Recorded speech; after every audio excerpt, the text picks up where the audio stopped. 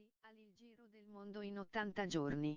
A cura di Radio Nostra, ogni lunedì sera dalle ore 21. Buon ascolto.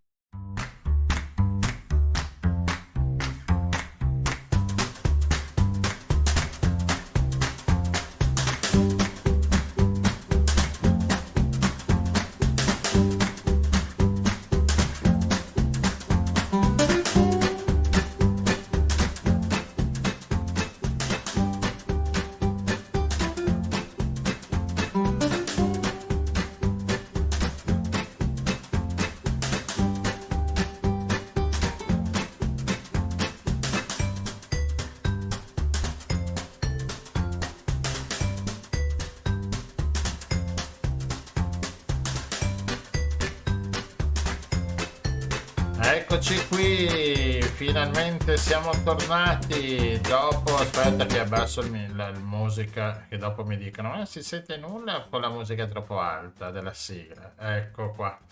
Allora, siamo tornati dopo un mesetto, no? Più o meno, Rossella, aspetta che, no, aspetta Rossella, ecco, adesso è il microfono acceso. Vai, abbiamo... dicendo che non siamo stati in nozze, abbiamo avuto molto da fare a saltellare di qua e di là in giro per il mondo per cercare nuove idee. Cioè, tu in giro per il mondo, io a lavorare e star qua a programmare. Vabbè, è andata così. Oggi puntata speciale tutta dedicata a un settore, che è il settore...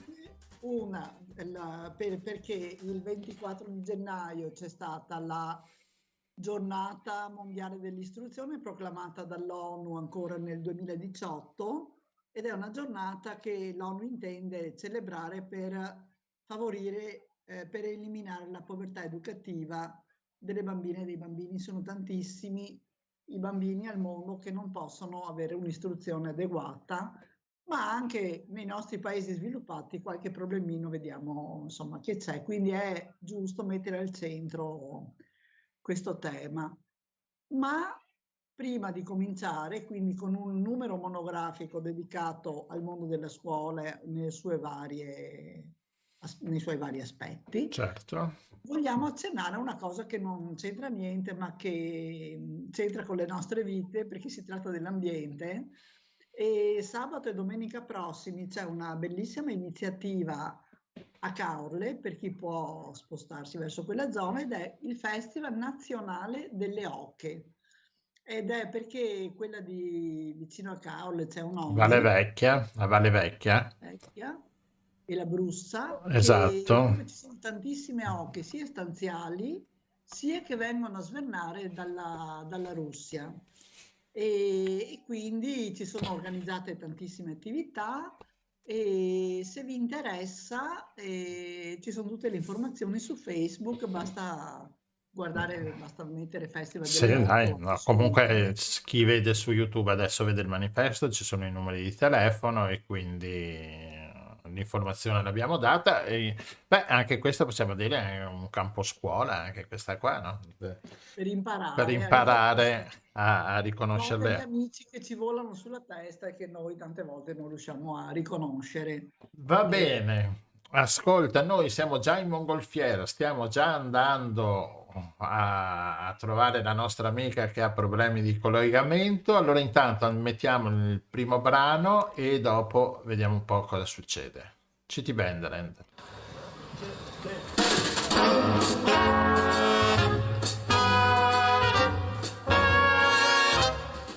Grab your coat and get your hat. Leave your worry on the doorstep. Just direct your feet on the sunny side of the street. Can't you hear the fleeting tide?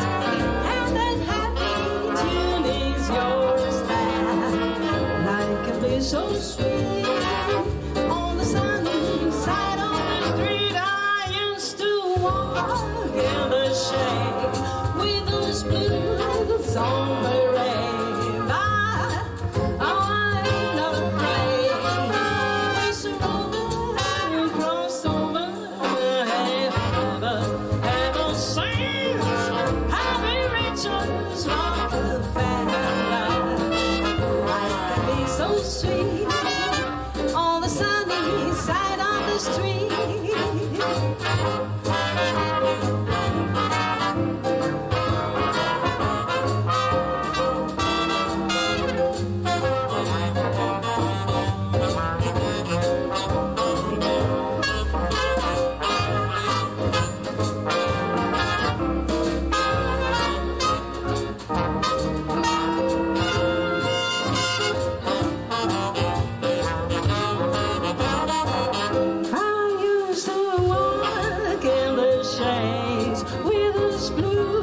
soldiers on parade, but I'm not afraid. This over, cross over, if I ever said I'll be riches on the fair life. Life can be so sweet on the sunny side of the street, on the sunny side of the street.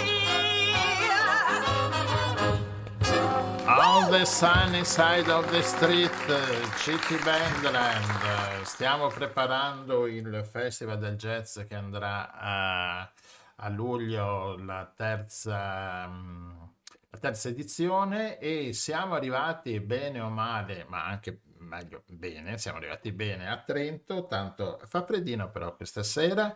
Con noi primo ospite Daniela Buffoni. Buonasera Daniela. Salve, buonasera a tutti. Buonasera, bentornata in trasmissione, ti abbiamo già avuta l'anno Grazie. scorso. E dicevamo che il 24 gennaio c'è stata la giornata mondiale dell'istruzione proclamata dall'ONU, e allora noi, così con questi amici, questa sera vogliamo parlare di scuola un po' sotto vari aspetti. Allora, Daniela è la presidente di Docenti Senza Frontiere e quindi ne avevi già parlato l'anno scorso, quindi ti chiediamo molto brevemente di ricordarci di che cosa si tratta, che associazione è Docenti Senza Frontiere. Brevissimamente, volentieri, è un'associazione che nasce dalla base, diciamo, nasce da un gruppo di insegnanti che 12 anni fa, nel 2011, volevano dare concretezza a un'idea di progettualità riferita alla pace, alla convivenza democratica, allo stare insieme, un'urgenza, diciamo, che già allora sentivamo. Se vi ricordate, erano anche gli anni in cui erano uscite documenti importanti come le indicazioni nazionali nel 2011, si parlava di un nuovo umanesimo, di una nuova cittadinanza, e si aveva voglia, insomma, di dare maggior concretezza. Il problema urgente è il diritto allo studio, lo sentivamo molto forte, un diritto allo studio per il cambiamento sociale, e quindi abbiamo fatto nascere da un gruppo di docenti in un istituto comprensivo con alcuni genitori questa associazione che si batte, è attiva, si impegna per la difesa del diritto allo studio in campo nazionale e in campo internazionale, cercando proprio di creare quelle condizioni per permettere ai giovani, ai ragazzi, ma anche in età diverse, insomma, l'accesso all'istruzione come motore di cambiamento sociale. Questo un pochino in sintesi. Ci supportiamo in questo impegno attraverso dei quaderni etici, neutri, solidali, che appunto vanno a supportare le nostre iniziative a favore del diritto allo studio. Abbiamo diversi progetti, li abbiamo attuati, ne cito qualcuno, in Kosovo, in Ecuador, l'ultimo che abbiamo è in Kenya, dove appunto, poi magari ne parleremo anche dopo, abbiamo realizzato una struttura per permettere a delle giovani ragazze di poter accedere appunto con regolarità alla scuola. Ecco Daniela, quello che mi hai un po' preceduto sul discorso progetti all'estero, no? In realtà ci sono anche molti progetti in Italia, anche molti a Trento, perché poi ci sono anche dimensioni diverse nelle attività che vengono svolte da Senza Frontiere. Ma questi progetti all'estero sono piuttosto impegnativi sia per le risorse umane che vengono messe in campo e anche per le risorse economiche. E allora ogni tanto capita che qualcuno dica, ma insomma, con tutti i problemi che abbiamo in Italia, no? Qual è l'utilità di andare a investire appunto all'estero, in paesi lontani, tutto sommato, che potremmo anche tranquillamente, di cui potremmo ignorare l'esistenza, forse. Ecco, come possiamo rispondere? Direi che la domanda è interessante e anche pertinente e attuale, direi, no? Perché dà modo anche di dare significato e senso a tutta quella che è la cooperazione, no? La cooperazione internazionale, anche in un momento, diciamo, sociale e storico particolarmente delicato. E qual è l'impegno in questo senso dell'associazione? L'associazione vuole contribuire, vuole, come dire, servirsi di questi progetti di solidarietà internazionale come attivatori di una mentalità, di un cambiamento di mentalità. Cioè il nostro impegno qui è quello di usufruire di questi progetti per attivare processi di cambiamento di mentalità e nel contempo di attivare anche un'innovazione didattica. Allora, vogliamo dare un'idea di solidarietà che sia una solidarietà più vicina all'interdipendenza, cioè vogliamo far cogliere ai nostri ragazzi, ai nostri giovani, che il legame che ci unisce con questa realtà fuori dall'Italia, nel mondo, sono realtà molto legate a noi da un rapporto di interdipendenza. Quindi vogliamo portare avanti un'idea di solidarietà che sia un'idea non di carità, ma di giustizia. Quindi quello che attraverso questi progetti noi riusciamo a trasmettere qui è anche questa idea. Ma soprattutto questi progetti, l'attuazione di questi progetti qui da noi, ci è utile anche per innescare questi cambiamenti di innovazione didattica che vedono i nostri ragazzi come futuri cittadini di un mondo complesso e globalizzato. Cioè, in qualche modo attiviamo una didattica che rende questi ragazzi protagonisti, che attraverso il progetto fa cogliere come la nostra responsabilità qui in qualche modo ricade ha un collegamento con realtà che sono oltre la nostra realtà vicina. Ecco che allora questi progetti innescano anche quel famoso approccio per competenze, quel sapere agito, no? Quel saper fare con quello che sappiamo, che ci dovrebbe permetterci di creare in contesti sociali più giusti, più equi, anche qui. Questa mentalità di giustizia di cui abbiamo bisogno. Cioè se non cambiamo qui la mentalità, è anche difficile riuscire poi a creare condizioni sociali eque anche nelle altre parti del mondo. Lavorare sul sistema, insomma, questa è un po' la sfida che vorremmo cogliere attuando questi progetti. Ecco, questo un pochino è il nostro pensiero, il nostro impegno.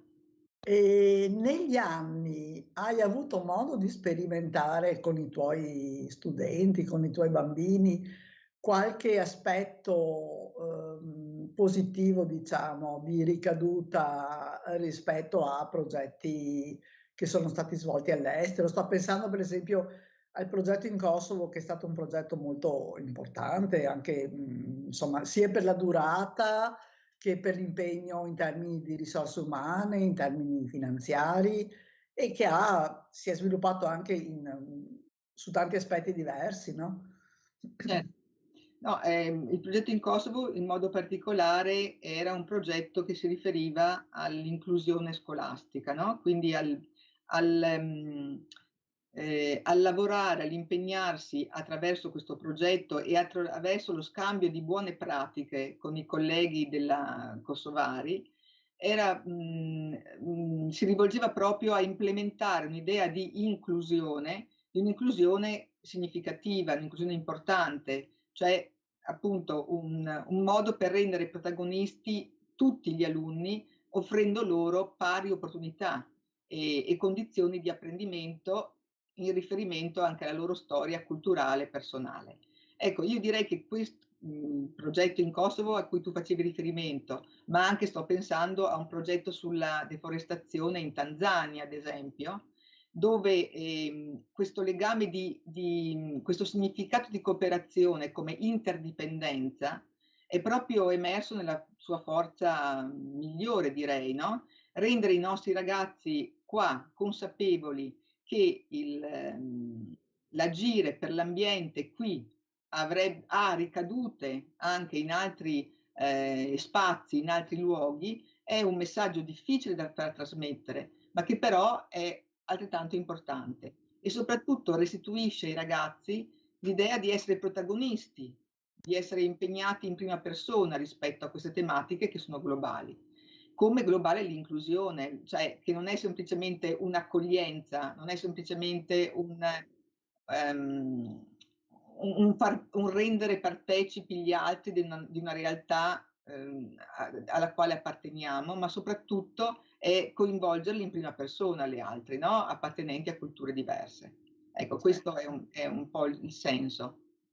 Sì, credo che in quest'ultimo periodo purtroppo siano temi ancora più urgenti, se è possibile, no? Nel senso che ci stiamo rendendo conto che le frontiere non ci sono solo le frontiere burocratiche dove dobbiamo mostrare il passaporto, ma in realtà i problemi viaggiano invece, viaggiano velocissimi e arrivano anche da mondi molto lontani, apparentemente molto lontani, e quindi questa sensibilizzazione rispetto al resto del mondo credo che sia fondamentale, insomma, per dei cittadini consapevoli, ecco, che...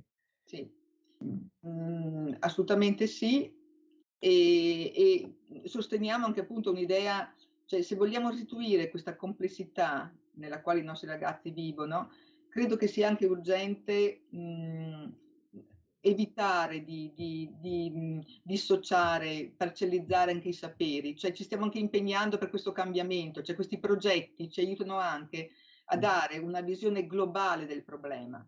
Cioè la conoscenza del problema non è settoriale. Dobbiamo aiutare i nostri ragazzi ad approcciarsi al sapere in modo olistico, con una visione appunto complessa del problema. E questo necessita di un cambiamento anche nella scuola. Perciò questi progetti in qualche modo vanno a lavorare, vanno a incidere in questa direzione.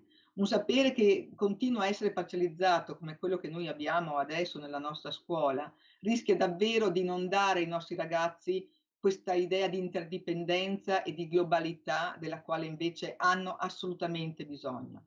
Cioè la vera sfida è proprio questa, riuscire a capirci e a capire i problemi anche se appartengono a contesti diversi, ma perché questi problemi in qualche modo sono anche nostri problemi, perché hanno una ricaduta sul nostro vivere. E a noi piacerebbe appunto attrezzare i nostri ragazzi ad affrontare questa complessità e li stiamo attrezzando coinvolgendoli in questi progetti che andiamo ad attuare in altri contesti, ma che vedono loro protagonisti nell'attivare azioni, nell'attivare proposte, nell'attivare appunto nel mettersi in gioco, nel mettere in gioco il loro sapere, le loro conoscenze. Sì, hai usato un termine bellissimo che a me piace molto e che invece pare che non sia tanto di moda, che è complessità, che è un termine fondamentale, insomma un atteggiamento fondamentale per capire il mondo che ci circonda e anche per il tempo.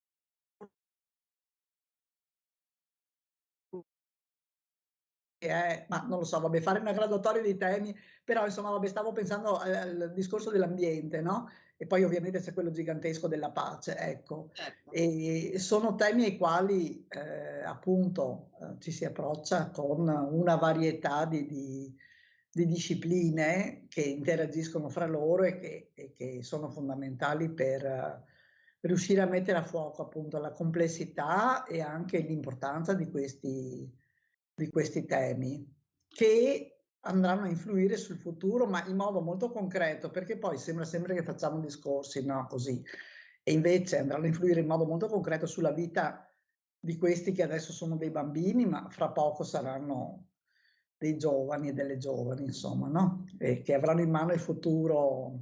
Certo. Non basta un approccio interdisciplinare o multidisciplinare. Dobbiamo proprio trovare un approccio che adesso viene chiamato transdisciplinare, cioè che va oltre le discipline e non è un semplice dialogare, no? Ma proprio è costruire conoscenze nuove, conoscenze complesse rispetto a problemi che sono globali. Complessità, vorrei anche spiegare, non significa criticità, no? Non significa qualcosa che ci inibisce, ma viceversa, la complessità deve attivare capacità proprio propositive, deve arrivare ai nostri ragazzi non come qualcosa che li inibisce, ma che viceversa li aiuta a mettere in gioco le proprie competenze, le proprie conoscenze per affrontarli in un modo critico, in un modo appunto globale. La responsabilità, dice Morin, che la conoscenza, la visione proprio olistica dei saperi dà anche un senso di solidarietà. Se noi dividiamo i saperi, dividiamo anche le persone, dividiamo le conoscenze. Bello. Ecco, e come associazione vorremmo cercare di supportare qui, come dicevamo prima, mi chiedevi, no? Qual è la ricaduta qua nel nostro contesto? Far ricadere qui questa idea di solidarietà che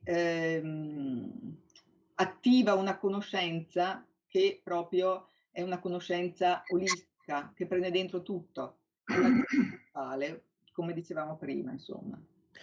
Grazie Daniela, allora veramente grazie per tutte le attività che riuscite a mettere in campo pur fra difficoltà di vario genere, perché i tempi non sono facili per una serie di motivi e alcuni anche abbastanza così concreti e che però insomma riuscite appunto anche con questa campagna dei quaderni solidali, magari ecco, invitiamo magari a vedere il sito che è molto bello di Docenti Senza Frontiere, dove viene spiegato anche questo discorso dei quaderni solidali che sì, ho fatto una carrellata del sito mentre andava, c'erano tutti i progetti del sito, insomma si è visto già il sito, comunque appunto andate a cliccare sul sito di Docenti Senza Frontiere e trovate anche 1000 altri progetti che sono in corso.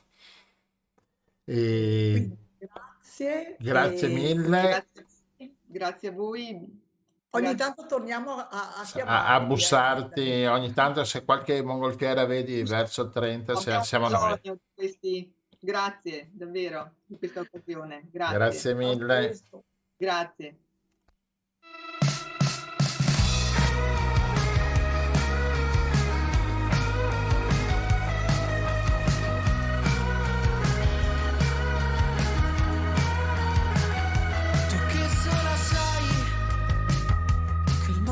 Stasi, prendi e scomponi le mie inquietudini, mentre le geometrie dei tuoi desideri formano specchi dove vedo riflessi miei e tutte le nostre effimere conquiste, i salti nel vuoto.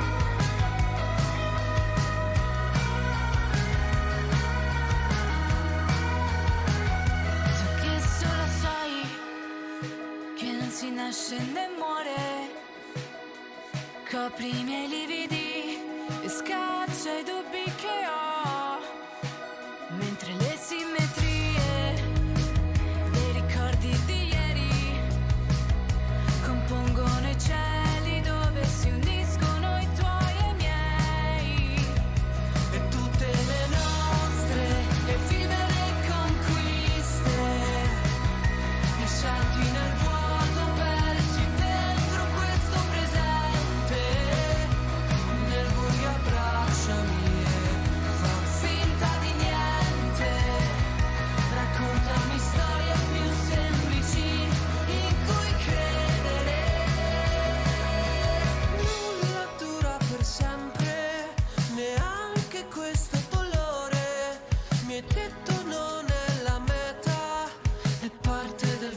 Ma non la destinazione. Nulla dura per sempre, neanche questo dolore. E detto non è la meta, è parte del viaggio di tutte le nostre effimere conquiste. I salti nel vuoto persi dentro questo presente.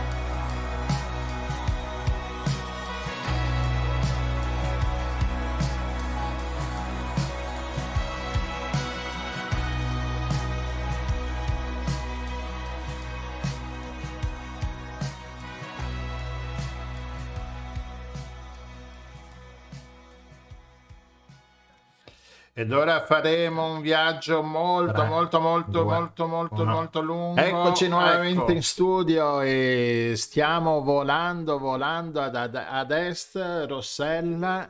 Qui sono le 21:30, ma dove andiamo? Siamo proprio all'inizio della mattinata del giorno successivo. Rossella, dove andiamo?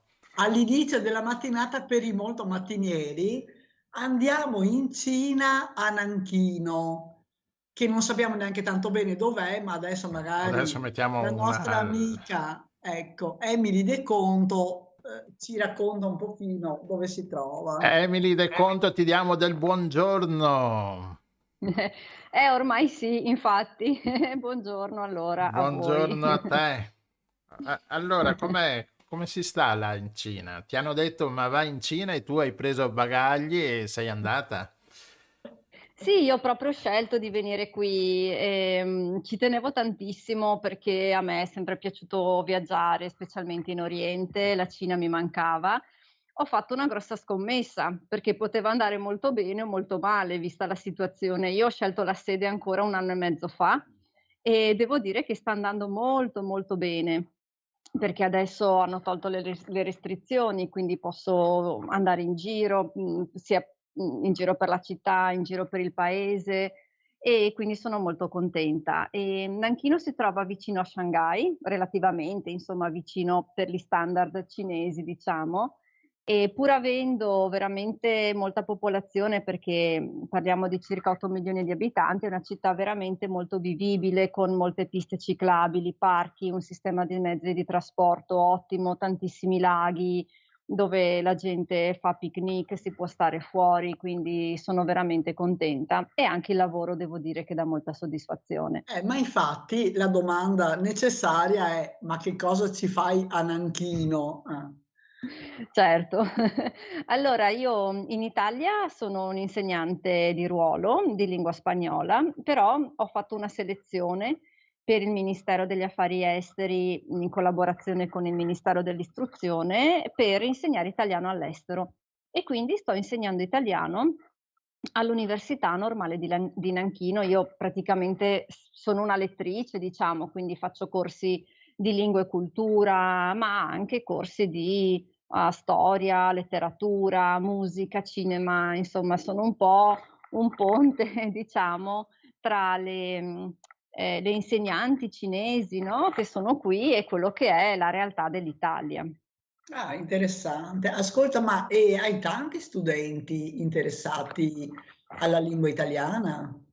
Sì, sì, gli studenti sono tantissimi, difatti ci sono credo 4-5 insegnanti cinesi all'università che fanno appunto i corsi sia di grammatica che di cultura e io sì, ho tante classi. Questo semestre avevo meno studenti, ma perché tanti sono in scambio in Italia e torneranno il semestre prossimo, ma ho classi anche di 20 ragazzi, quindi ce ne sono dalla prima del primo anno di università fino al master, quindi è un corso di studio completo. Sì, ascolta, ma e l'interesse di questi studenti per la lingua italiana? Cioè, poi sono orientati a fare cosa? A diventare a loro volta professori all'università oppure altre attività legate comunque al nostro paese? Allora, l'interesse dell'italiano in Cina, questo l'ho scoperto qualche anno fa, è molto forte. Difatti ci sono anche dei canali nei loro social in cui insegnano italiano, quindi è proprio, un interesse, che va al di là della professione futura, è un interesse anche molto culturale. Questi ragazzi che ho sono, i ragazzi che studiano lingue straniere, come possiamo farlo noi, quindi magari studiano l'inglese e un'altra lingua europea. C'è chi vuole continuare ad insegnare, c'è chi si vuole dedicare di più alla traduzione, soprattutto traduzione commerciale, perché come potete immaginare, insomma, gli scambi sono, molto intensi. Adesso forse con il Covid può essere che, si siano un po' fermati i rapporti diretti tra le persone, però gli scambi commerciali sono veramente intensi e noi abbiamo anche un Istituto Italiano di Cultura che fa capo ad ogni consolato, che è molto attivo nella promozione della lingua e della cultura, si organizzano eventi che insomma cercherò anche io di portare nella mia università in modo da proprio allargare un po' quello che è il materiale che proponiamo ai ragazzi, che non sia esclusivamente didattico, ma anche proprio contemporaneo e reale, ecco. Certo, certo. No, perché avevo scoperto invece io qualche anno fa che c'era un grosso interesse legato all'opera, ecco, proprio Sì, adesso che me lo dici, in effetti è vero. Difatti io ho un ragazzo in una delle mie classi che studia opera. Sì, sì, Ma esatto, è vero. scusate, opera nel senso di... Traviata, opera lirica, traviata. insomma, musica. Sì, sì, Mh-mh. sì, sì, sì. Sì, sì, sì, assolutamente, è vero. No, E perché il prossimo vedo, semestre vedo sul sito, c'è di tutto su questa università, dalle scienze spaziali, astronomiche, mh-mh. alla giurisprudenza, al giornalismo, cioè è ricca di materie, diciamo. Sì, beh, diciamo che, io ovviamente conosco di più la facoltà di lingue, però sono varie facoltà assolutamente. Tra l'altro è grandissima, ci sono 2 Mm. campus di questa università, quindi quello in centro più storico diciamo, e quello, tra virgolette, se la vogliamo chiamare periferia, che è, più nuovo, è enorme. Io non so quando mai riuscirò a vederlo tutto perché è veramente grandissimo. Sì, è gigante, cioè loro hanno i motorini dentro per andare da una parte all'altra, Ah, quindi ecco, ok. sì. Sì, sì. Sì, perché loro vivono lì, tanti ragazzi Sì. vivono dentro Mm. l'università, sì. Mm. E quindi è una città praticamente. Sì, vedo che hanno anche l'orchestra sinfonica dell'Università di Nanchino, Sì, fondata sì, nel ma loro, 2000. Nanchino ha tante università, io sono alla normale di Nanchino Ok. e poi c'è l'università di Nanchino che è un'altra e poi ce ne sono tantissime altre, quindi veramente il numero qui di studenti è enorme e quando siamo dentro l'anno accademico che appunto non sono tornati a casa per le feste nei loro rispettivi paesi, si vede proprio una quantità di gente giovane grandissima, specialmente nel quartiere questo dove hanno costruito tutti i campus nuovi e si vede veramente la differenza tra quando ci sono le lezioni e quando invece come adesso siamo in periodo di festa e i ragazzi sono tornati a casa loro, si svuota la città davvero. Perché adesso che festa c'è lì?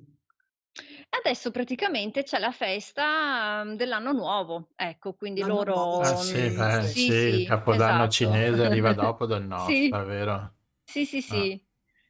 E quindi diciamo da fine dicembre a fine gennaio, poi ogni città ha un po' di differenza di queste date per la chiusura delle scuole, si fa sospensione dell'attività praticamente. Certo.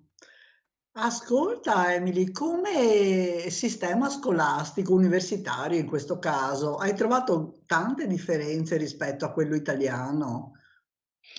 Allora, io in Italia ho avuto una brevissima esperienza di insegnamento all'università, quindi posso fare proprio così un confronto, forse un po' superficiale. Diciamo che qui sono più libera, nel senso che, ho trovato da parte delle colleghe veramente, una fiducia enorme. Abbiamo scelto addirittura i libri assieme, c'è un programma da fare, ma, mi lasciano fare, ecco. Quindi, Mm.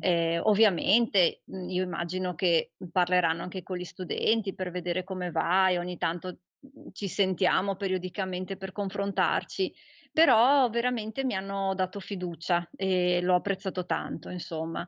In Italia la mia esperienza è stata un po' diversa, nel senso che magari quello che dovevo fare era eseguire un po' delle istruzioni del professore titolare di cattedra, no, lui doveva fare un tot di pagine di un certo libro e io quello dovevo fare. Però capisco che qui sono lettrice, ho i miei corsi, lì magari ero Esatto, più un forse era un assistente, ruolo, no, non so, sì, era forse sì, un ruolo un po' era un diverso. ruolo Sì. sì, sì, probabilmente sì. Però questo, ecco, è quello che ho visto sulla mia pelle, che ho potuto proprio, vedere con i miei occhi. Ma e gli studenti studiano? Beh, Gli studenti sono molto bravi, se sì, sono gli studenti studenti so studiano. Ma sono bravi, loro veramente sì, sono molto bravi. Diciamo che possono forse avere qualche difficoltà in più nell'improvvisare, mentre lo studente italiano, anche se non ha studiato, in qualche modo, no, riesce a Tirarsi a fuori. portare a casa un'interrogazione, Mm. sì. Questi ragazzi magari quello che fanno è studiano tantissimo a casa, si preparano molto bene, quindi gli dici di preparare una presentazione o di scrivere un testo, lo fanno molto, molto bene.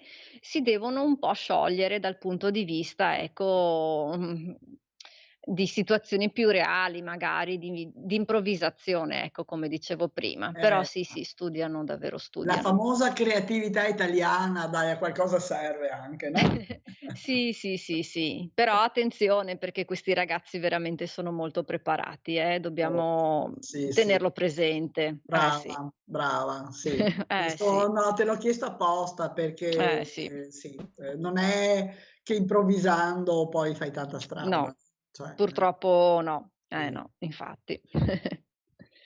Ascolta, dai, per concludere, parlaci un po' di questo capodanno cinese, perché ogni tanto vediamo delle immagini, anche queste maschere un po' per me un po' inquietanti. Sarà che noi siamo abituati alle maschere veneziane.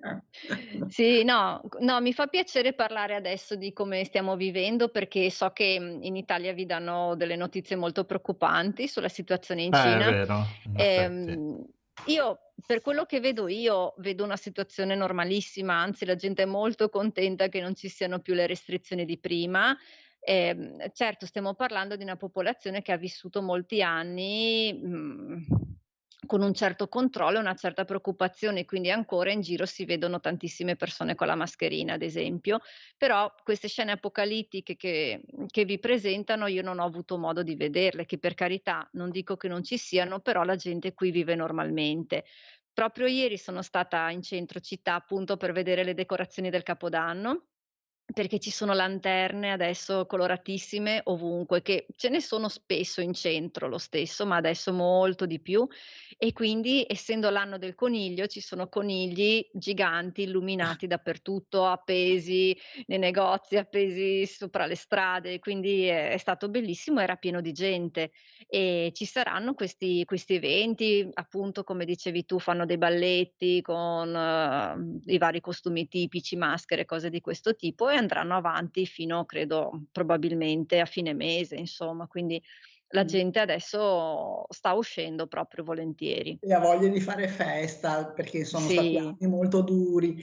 Allora, sì. ti dirò più che scene apocalittiche, sui giornali italiani, per quello che ho visto io, è comparso uno studio dell'Università di Pechino, quindi la fonte dovrebbe essere attendibile, che parla di 900 milioni di contagiati.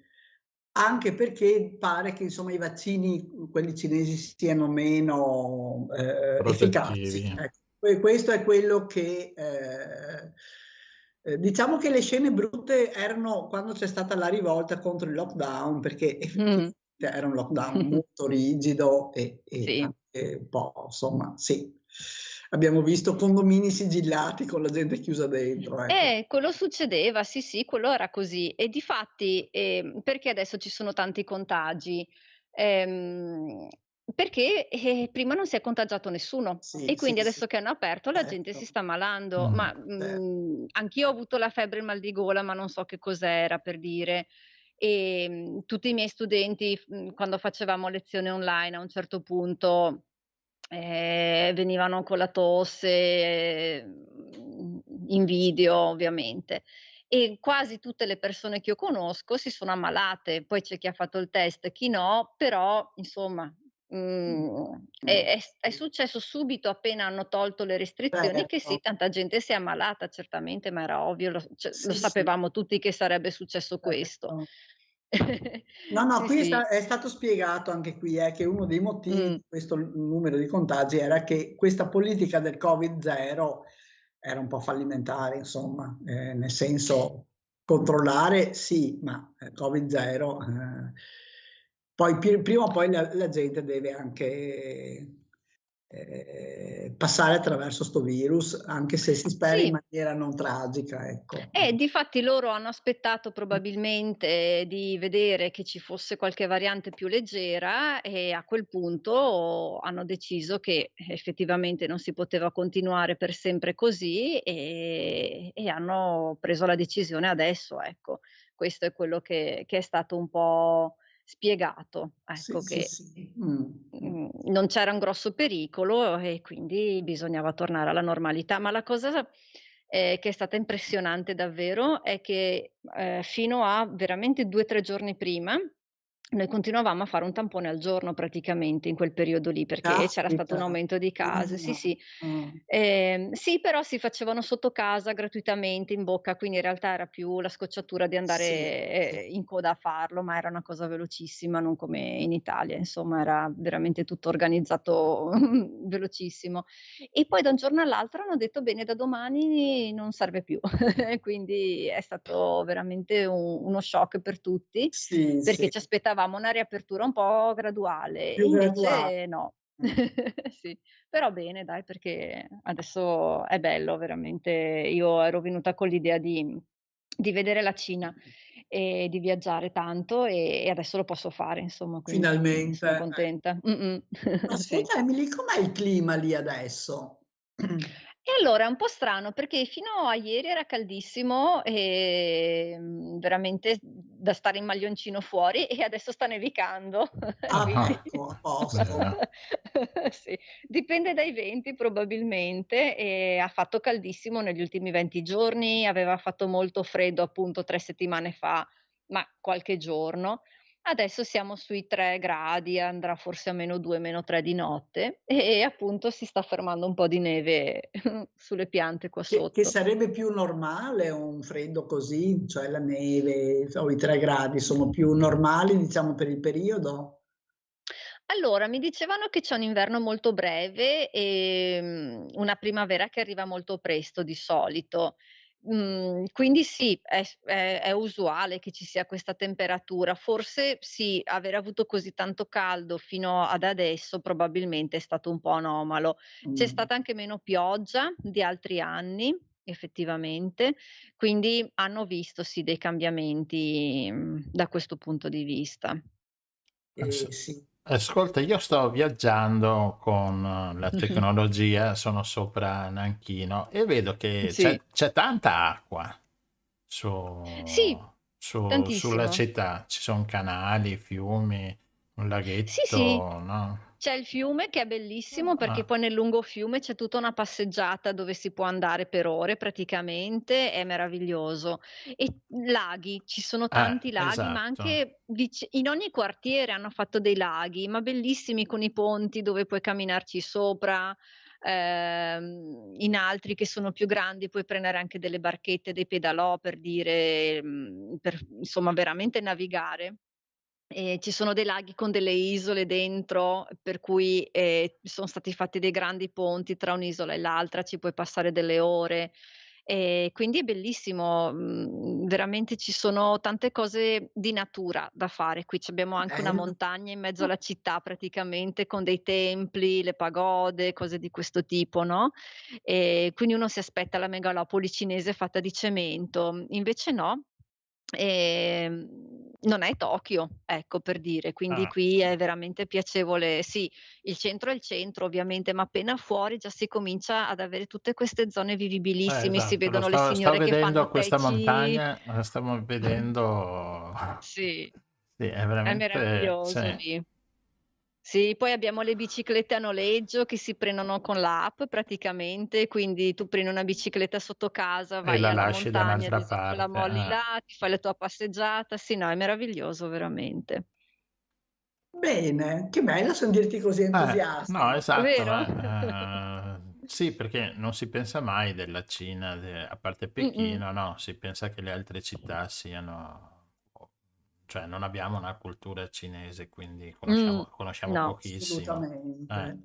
E però vedendola con Google Earth, così che l'ho Mh-mh. aperto e sto navigando, è vero, è interessante, è pieno, è pieno. Vedo anche un sacco di campi da calcio dall'alto che si vedono, e Ah sì, quindi sì.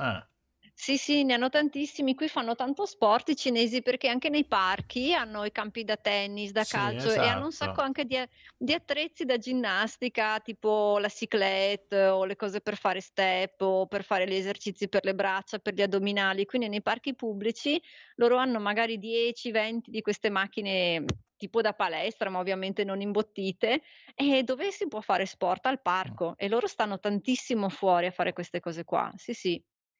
E il turismo ce n'è? O c'è gente che viene da fuori per turismo? No, adesso non è No, possibile perché da vabbè. quando c'è Mm. stato il Covid hanno sospeso i visti turistici, quindi si può venire solo per lavoro. Poi io ho fatto 10 giorni di quarantena, quando sono arrivata, ma Mhm. erano ancora pochi perché prima si dovevano fare 2 settimane, prima ancora un mese. Però adesso che hanno aperto, noi che siamo dentro la Cina possiamo uscire e tornare senza quarantena, facendo solo un tampone. Quindi già questa è una cosa fantastica. E stanno piano piano rimettendo tutti i voli che c'erano prima del Covid e stanno già parlando di ricominciare a concedere dei visti turistici. Non sappiamo quando, ovviamente, perché qui le cose le possono fare anche da oggi per domani, però si sta cominciando a parlare, sì, di riaprire al turismo, assolutamente. Bene, e noi ce lo scriviamo. Ascolta, quindi un'ultima domanda sullo sport. Il Tai Chi è molto praticato anche quello nei parchi?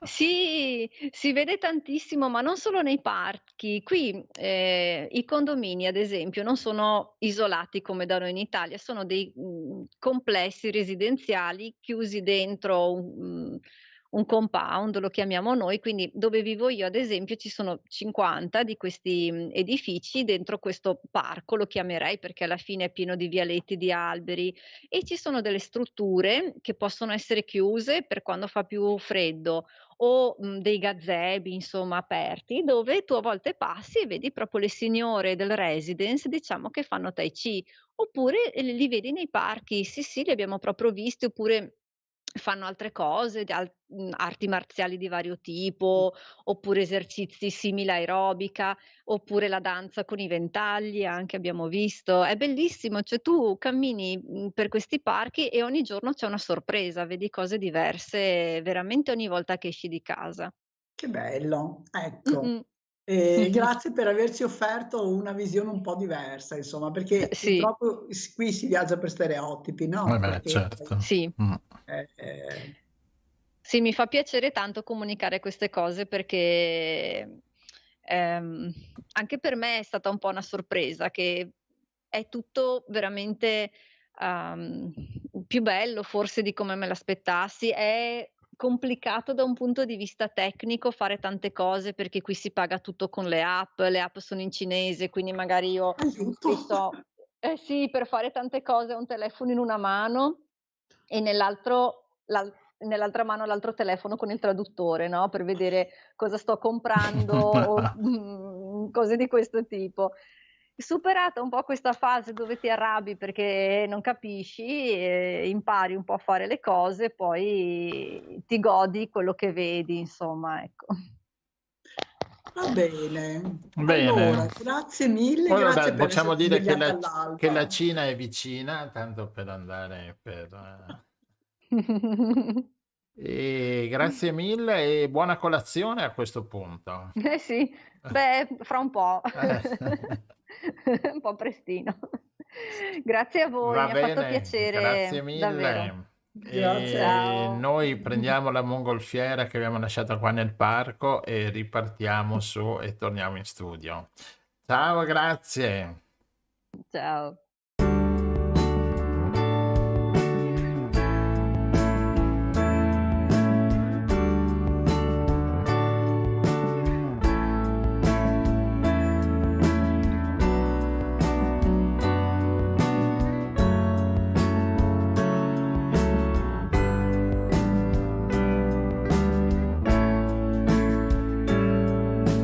Venne il silenzio e prese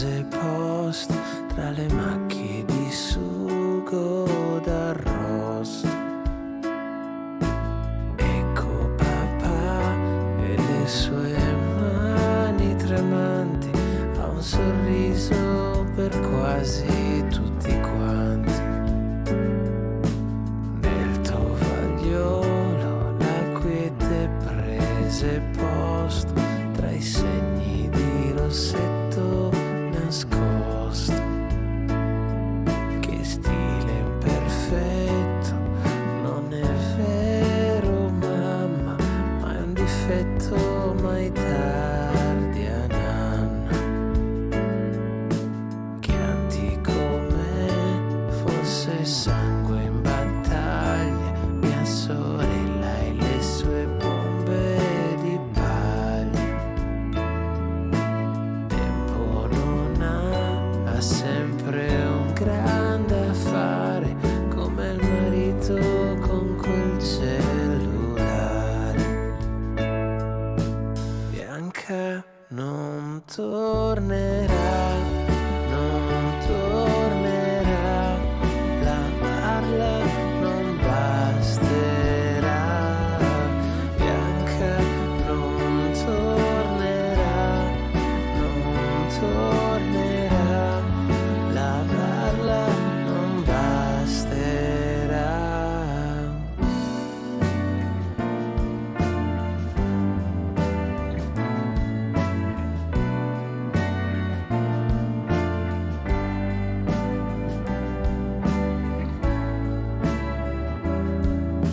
Pioggia gelata in questa piccola arena, mia sorella s'alza ed esce di scena.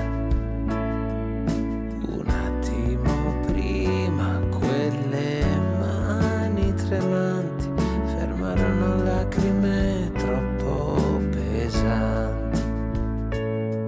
E Natale e sera e dopo la sera il giorno, tristezza evapora assieme al mio sonno.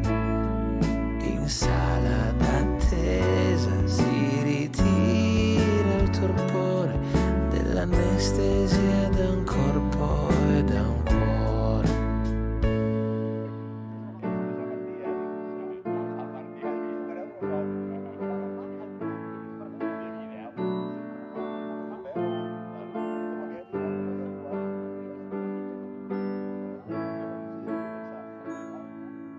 Bianca ritornerà, ritornerà, lavarla aiuterà. Bianca domani sarà, ritornerà, lavarla aiuterà.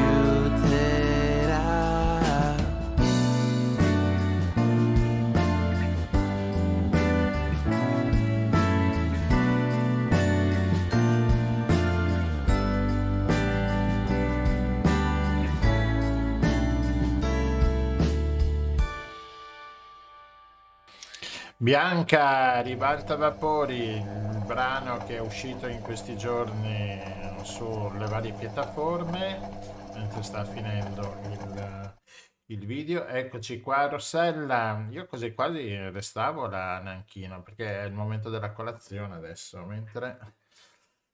E volevi assaggiare la colazione Sì, cinese. esatto, sentire un po' com'è. Mentre abbiamo volato tantissimo, c'è la nostra mongolfiera che è un po' in affanno e siamo arrivati a Liegi, dove abbiamo il nostro terzo ospite, Omar Remo 50. Buonasera Omar, ciao. Buonasera Gian, ciao Rossella, ciao Danila e Michele che vi vedo in linea e non conosco Emily che ha parlato fino adesso, comunque la saluto, qua da Liegi, Belgio, a 100 km da Bruxelles.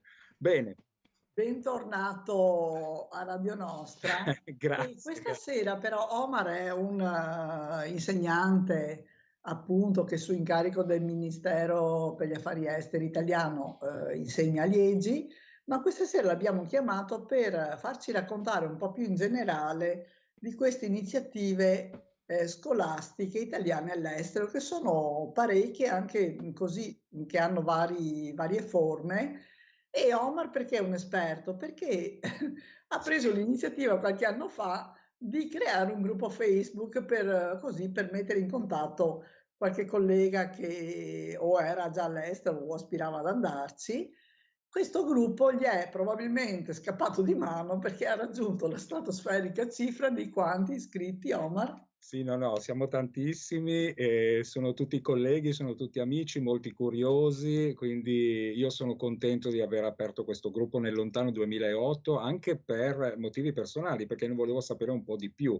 E devo dire che ha avuto grande audience, è stato segnalato anche come punto di riferimento per la formazione, e noi ne siamo lieti. Io e le mie colleghe che gratuitamente, qui le ringrazio veramente di cuore, aiutano me, quindi io ringrazio sempre Orietta, Ornella e Giulia, che sono un po' le amministratrici, insomma, e con me gestiscono questo gruppo che viene sempre bersagliato anche da problemi, chiamiamoli così, di cyber trust, non so come dire, capito? Perché abbiamo sempre moltissime richieste che valutiamo, ed ecco perché il nostro gruppo su Facebook, c'è poi anche la pagina e altri milioni di sottogruppi tematici, è così considerato, perché fornisce veramente, laddove non arrivano le informazioni ufficiali, delle prime infarinature che si affaccia a questo mondo. Sì, io sono contento che mi ha invitato, soprattutto sono contento di essere stato invitato insieme a Daniela e Michele di Docenti Senza Frontiere, perché io li ho conosciuti, ho lavorato anche con loro in Kosovo, a Moglia per il terremoto, eccetera, e ho potuto verificare personalmente la straordinaria sensibilità che hanno dimostrato, che dimostrano ancora con progetti internazionali, a livello non soltanto di solidarietà, ma proprio di una solidarietà incondizionata. Quindi io sono veramente contento di far parte di questa rosa qua dentro, e anzi mi sento anche un po' a disagio, se me lo consenti, Rossella, perché Non hai il anche diritto di sentirti a disagio. perché sono grandi amici, grandi personaggi, quindi io sono veramente molto contento, veramente. E non vedo l'ora di sentire anche fra poco l'intervento del caro amico Michele sul nuovo progetto, quindi ti starò a ascoltare. Comunque, tornando a noi, sì, c'è stato poco fa la giornata internazionale, no, dell'educazione, il 24 gennaio, che in qualche modo cerca di portare in auge quello che oggi stiamo vivendo in maniera molto forte, quasi nell'occhio del ciclone in Italia, con questo problema degli stipendi qui in Italia, diciamo, degli stipendi degli studenti.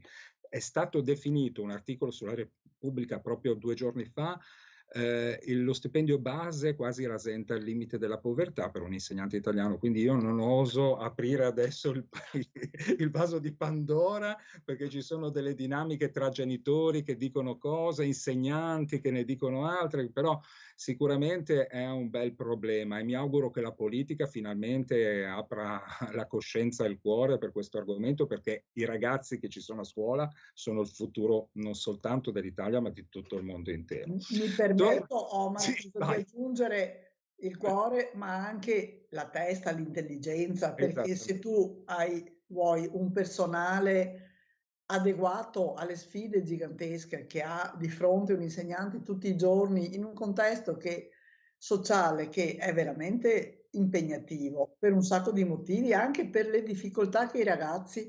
Leggevo oggi che ci sono 2 studi usciti in questi giorni sulla sofferenza psicologica dei giovani dopo il lockdown. Cioè per loro è stato, ed è aumentato tantissimo il numero di ragazzi che hanno problemi. Quindi voglio dire, l'insegnante che tutti i giorni in classe si trova di fronte giovani che hanno sofferto, per loro è stato terribile, è stato pesante per tutti, ma per loro è stato terribile, ecco. E per questi il regista fa degli scherzetti che mi mettono in A disagio, sì, no, è verissimo. Il lockdown ci ha messo a dura prova, a tutti quanti, soprattutto i ragazzi in quella fase delicata della loro vita, che è dalla preadolescenza, no? Fino all'adolescenza, li hanno voluti segregati, in qualche modo in gabbia, e quindi questo è stato un brutto colpo per loro, che poi a ricaduta è toccato anche a noi come, no, conseguenza. Ma Sì, Quindi tornando a noi, insomma, il discorso degli stipendi non è una questione marginale, perché se tu vuoi del personale preparato e che va in classe con anche una carica anche emotiva e con è intelligenza e con motivazionale, passione, lo esatto. devi pagare come si fa nei Ma paesi guarda, sviluppati.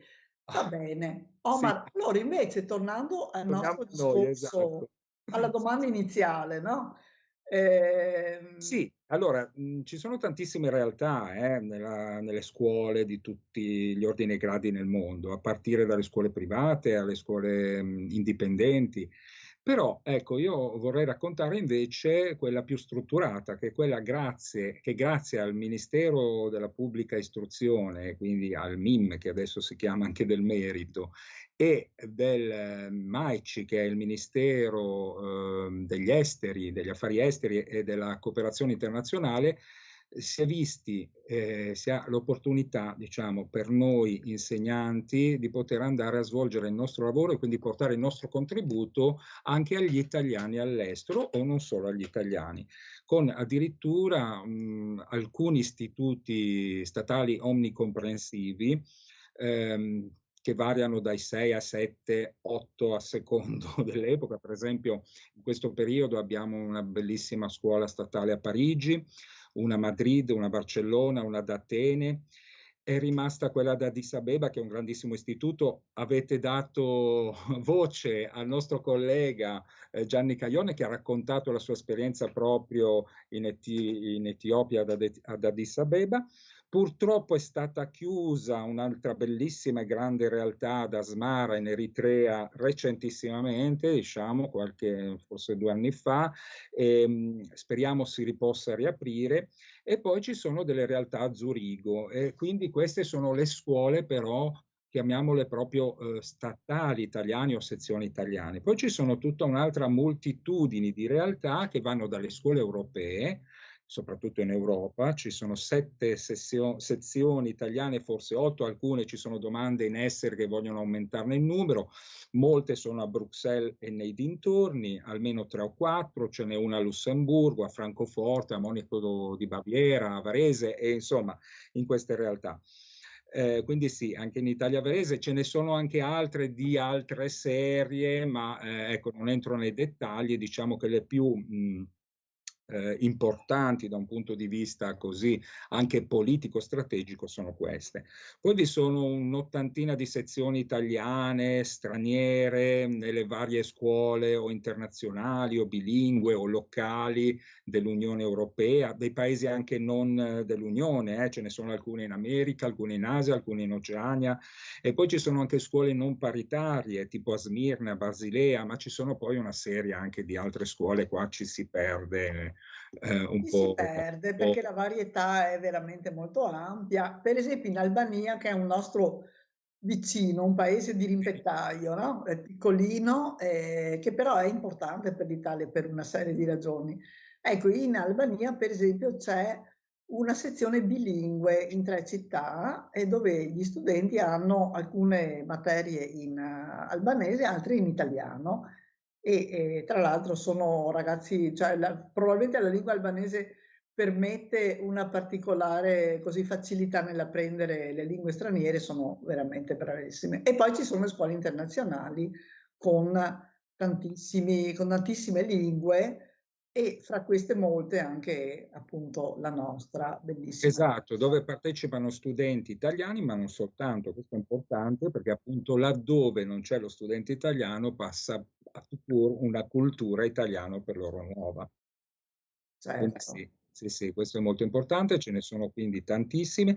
Gli accessi per arrivare a partecipare a queste scuole sono di vario genere, per lo più nelle scuole per esempio statali o nei corsi si accede attraverso un concorso che possono fare gli insegnanti di ruolo italiani, quindi che già lavorano in Italia, che quindi hanno già fatto un percorso di selezione per arrivare a diventare insegnanti, quindi hanno già una cattedra, e che quindi possono per un certo periodo, anche qui la legge entra in gioco, va dai 15, 9, 6 anni a secondo del momento in cui a qualcuno, no, gli viene in mente di proporre una legge al momento, e quindi ecco, si arriva a poter svolgere questo lavoro molto delicato e anche di rappresentanza, perché in qualche sì, modo bravo. noi siamo un po' l'interfaccia sul territorio della cultura e della lingua italiana, questo sì. Sì, hai fatto bene a mettere l'accento su questo perché così magari delle volte ho sentito delle critiche, no, sulla severità del concorso, ma effettivamente quando sei all'estero sei sotto una lente di ingrandimento, sia da parte dei colleghi stranieri che spesso ti trovi accanto nel lavoro, sia da parte della popolazione e quindi è particolarmente importante, insomma, un ruolo particolarmente delicato, ecco. Guarda, è un ruolo molto delicato. Io ho avuto la fortuna di conoscere tantissimi colleghi. Ho aperto il gruppo, come ti ho detto, su Facebook nel 2008, ma in realtà io insegno all'estero dal lontano 96. Sono stato in Brasile, sono stato in Perù, sono stato in Libia, in Francia, in Congo. Adesso mi trovo in Belgio e ho lavorato anche con diversi sistemi e a contatto con diverse pedagogie e anche relative didattiche. Quindi ho conosciuto non soltanto colleghi locali, alcuni veramente eccezionali. Ho anche potuto conoscere i nostri colleghi italiani che come me hanno potuto partire per raccontare insomma una cultura italiana a chi dall'Italia è lontano o non c'è ancora insomma approdato, e devo dire che sono tutti personaggi veramente pazzeschi nel senso positivo del termine, dei grandi personaggi che si mettono in gioco, che prendono la valigetta rossa anziché la penna rossa, come si diceva una volta, e arrivano laddove spesso c'è bisogno, perché laddove ci sono ancora delle grandi comunità o più o meno insomma piccole, anche di seconda magari terza generazione, che insomma vogliono ricordare con amore la nostra cultura d'origine. Certo.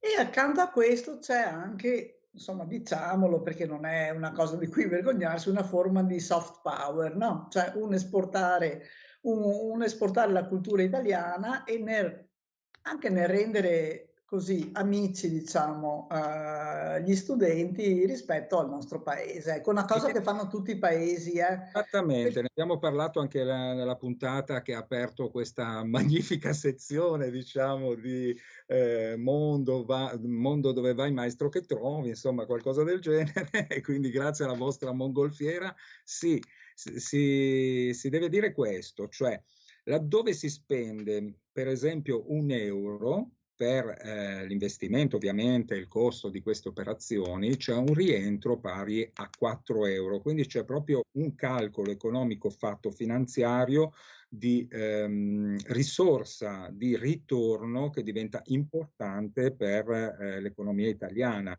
Quindi laddove proprio si spende qualcosa nella scuola, e si sono stati fatti questi calcoli qualche anno fa, c'è questo ritorno, quindi pensate al volume d'affari, ecco, che questo porta. Questo meno arti e più scuola. Esatto, beh, questo a prescindere. L'anno scorso c'è stato fortissimo il tema della pace, ovviamente con lo scoppio, no? Della guerra nei paesi, insomma, a noi vicini. E sono seguiti una serie di progetti di cui avevamo anche parlato la volta scorsa, no? Progetti legati alle cartoline, piuttosto che ad altri temi di sensibilità. E forse qua ci racconta meglio per Docenti Senza Frontiere il collega che poi mi seguirà nella discussione. Sì. Fare una presentazione concreta, ecco, perché Esatto. poi abbiamo bisogno anche di dare concretezza a tutte queste belle idee. Giorni fa, mi pare su Repubblica, è venuto fuori che gli insegnanti italiani di matematica sono i peggiori d'Europa. Davvero? Sì, cioè non c'è un gran insegnamento della matematica da parte degli insegnanti, insomma non c'è proprio l'insegnante di matematica, perché adesso sto parlando dell'Italia, perché in Italia chi insegna matematica può essere anche un biologo, un professionista della matematica.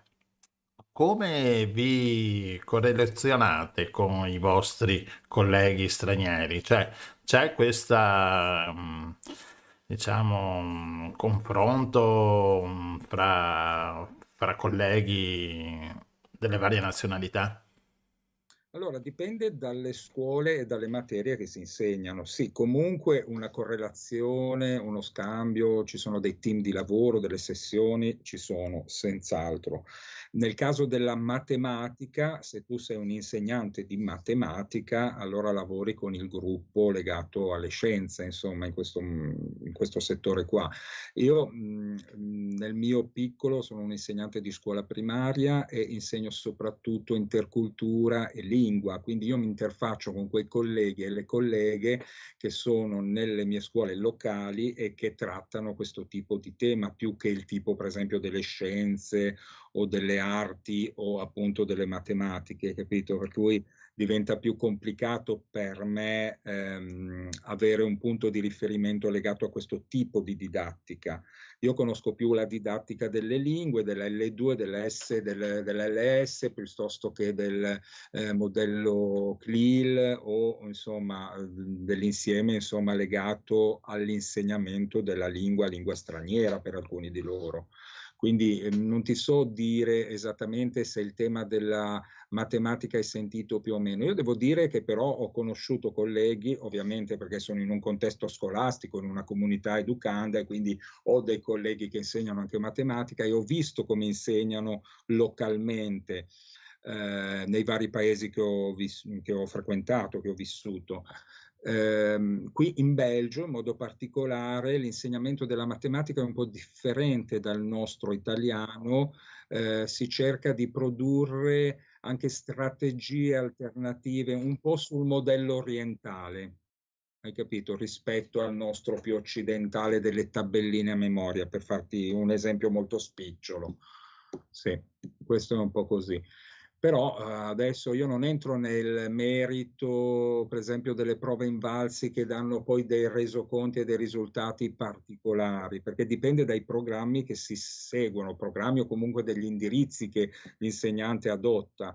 Quindi, insomma, è molto complicato entrare nel merito. Ora, io questo articolo specifico non lo conosco, ho visto invece l'altro che parla degli stipendi perché più mi interessava. E siamo poveri. Esatto, e ho visto le differenze tra gli stipendi in Europa e i nostri, e quello mi ha lasciato un po'. Sì, quello su tutti i campi.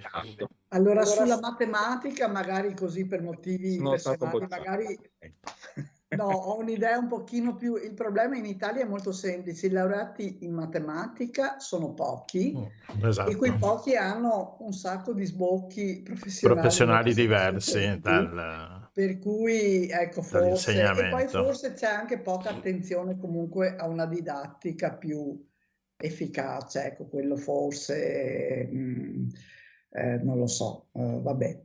No, comunque hai fatto una domanda molto interessante, Gian, nel senso che quando vai all'estero, specialmente chi si trova magari non in scuole statali italiane, dove bene o male gli insegnanti sono italiani, per cui magari ti adegui un po' così al paese, però, ma dove vai per esempio in scuole internazionali o in scuole statali di un certo paese dove c'è una sezione bilingue, lì ti trovi a lavorare a stretto contatto con colleghi che possono avere metodi completamente diversi, e quello è molto interessante, è molto impegnativo e richiede un ritararsi, ecco, ogni Sì, giorno. richiede flessibilità, soprattutto questo avviene nelle scuole di tipo europee o internazionali, non tanto nelle scuole italiane dove il sistema è proprio quello italiano, per lo più.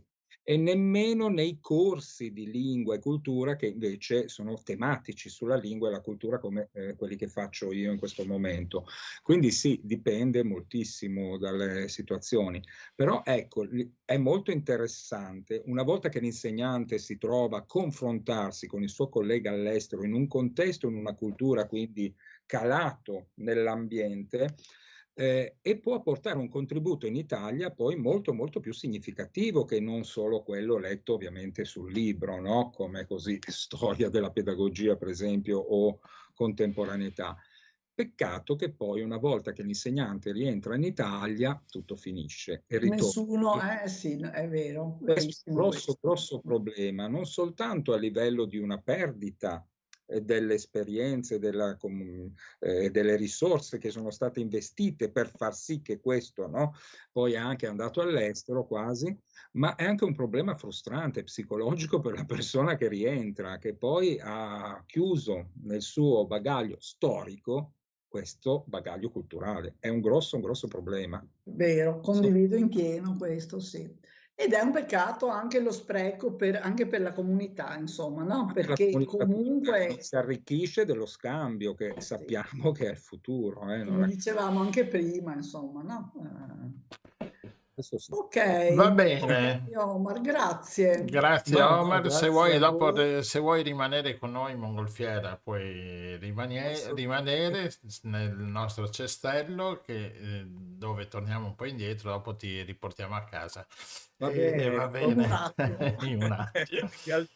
Ma va benissimo così. Ti ringrazio, mi metto qua seduto e ascolto volentieri il proseguo. Va Ciao a bene, intanto mamma. Grazie Omar.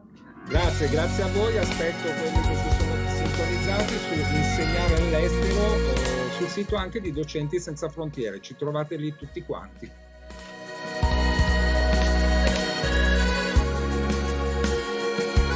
Mi bastava un sorriso per sentirmi migliore, per sentirmi di avere una mamma, un fiore. Mi ricordo la sera quando spegnevi la luce, una tua carezza asciugava il mio viso. Con gli anni oggi posso capire cosa vale un sorriso da te.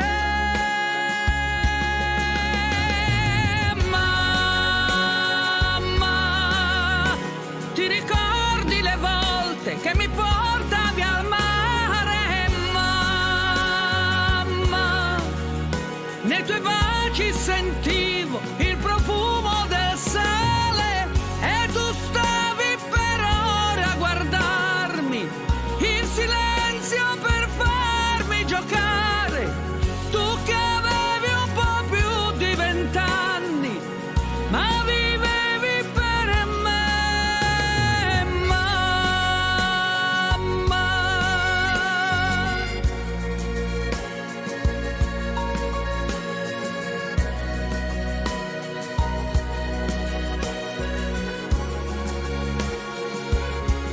Quella ruga sul viso che mi sembrava un sorriso, sul tuo seno e le mani, il profumo del pane. Mi cantavi quella vecchia canzone che avevi nel cuore quando guardavi me.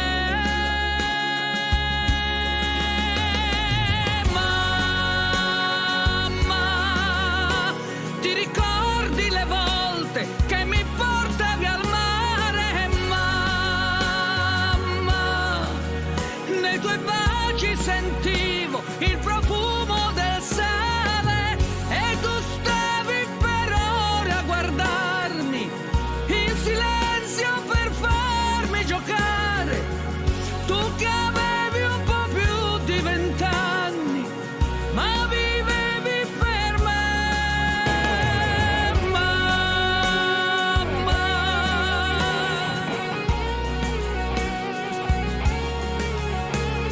Mamma,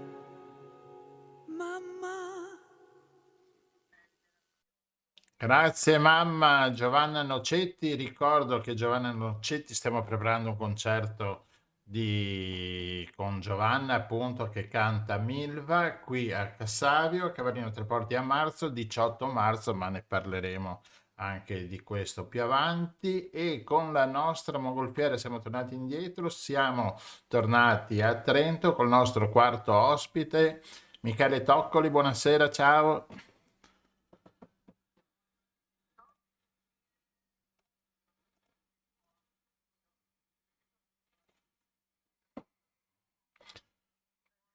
Michele. Allora, Michele è il direttore di Docenti Senza Frontiere e quindi gli chiediamo di concludere un po' questo percorso attraverso vari aspetti della scuola, parlandoci di un progetto concreto che è stato realizzato da Docenti Senza Frontiere, un progetto importante. Prego. Aspetta, volevo avvisare Michele che mentre lui parlava il microfono era spento e comunque il suo ringraziamento non si è sentito, se vuole rifarlo. Allora, ringrazio per l'invito, ringrazio gli ospiti che vedo nel riquadro e ringrazio anche gli ascoltatori della trasmissione. Un saluto caro a Rossella. Ciao Michele.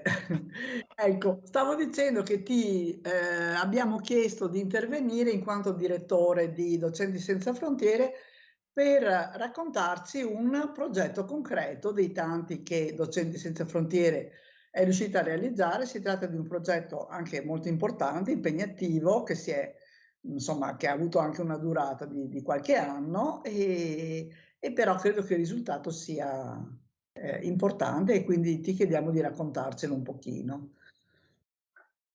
Beh, il progetto in Kenya ha una sua genesi singolare perché eravamo stati contattati proprio da Suor Lucia in Kenya, una suora delle collegine che è emigrata prima in Tanzania dalla Sicilia e poi trasferitasi in Kenya, in questo quartiere a Niru, vicino all'aeroporto, con a fianco 2 o 3 piccoli slam o baraccopoli, come si preferisce chiamare, e ci aveva contattati in Facebook un paio di volte perché prendessimo in esame un progetto presso la comunità dove viveva. E quindi è nato un contatto così un po' singolare e le dissi che sarei andato in Tanzania a visitare un progetto della provincia autonoma di Trento del Muse e che probabilmente sarei passato a vedere il contesto. E quindi appunto quell'anno era il 2014 che ero in Tanzania per un altro progetto insieme ad altri cooperanti e proprio al rientro in Italia, prima di rientrare in Italia, ci siamo fatti un bel viaggio di quasi 2000 chilometri da dove eravamo in Tanzania, dalla foresta di Udumba fino ad Dar es Salaam e poi da Dar es Salaam fino a Nairobi, tutto con un pullman un pullman alla modica cifra di 30 euro per fare questi quasi 2000 chilometri. E siamo arrivati a Nairobi, mi ricordo verso le 9 di sera, la suora venne a prenderci alla stazione centrale di Nairobi e da lì è partito il sopralluogo nel 2014 a rientro. Devo dire che Suor Lucia, che adesso ormai è morta per la pandemia nel 2021, è sempre stata una persona cara e molto lucida nell'analizzare i problemi della sua società in cui viveva. È sempre stata perseverante e paziente, quindi rientrato abbiamo scritto il progetto e siamo partiti nel 2015 con la costruzione di un dormitorio. Un dormitorio del costo circa di 60-70 mila euro. Quindi la partenza è stata ancora nel 2015 E dopodiché, nei viaggi successivi, Suor Lucia, sempre comunque, come dire, desiderosa di aumentare i servizi per la propria comunità, ci ha convinto a proseguire con un altro progetto, e da lì abbiamo come dire, investito ancora una volta nel 2017-2018 con la costruzione di un salone polivalente per l'utilizzo di una mensa, che fungeva anche da didattica, da teatro, da cinema, da sala conferenze, veramente un grande salone. E poi nel 2020, nel 2019, proprio l'anno prima della pandemia, abbiamo scritto il progetto per il terzo lotto del progetto, che era la costruzione definitiva della scuola secondaria sopra la scuola primaria che già esisteva. E appunto con la pandemia abbiamo avuto dei ritardi, ma nel 2023, a giugno 2023, andremo ad inaugurare questa grossa struttura che servirà 500 alunni, 500 studenti, di cui un centinaio potranno anche dormire presso il dormitorio, evitando così processi di abbandono scolastico, e quindi non vedevamo l'ora di portarlo a termine. Purtroppo, come ho detto prima, Suor Lucia l'abbiamo persa proprio a fine luglio del 2021 per una polmonite legata al Covid. Ci dispiace, a me dispiace molto che non ci sarà questa inaugurazione, perché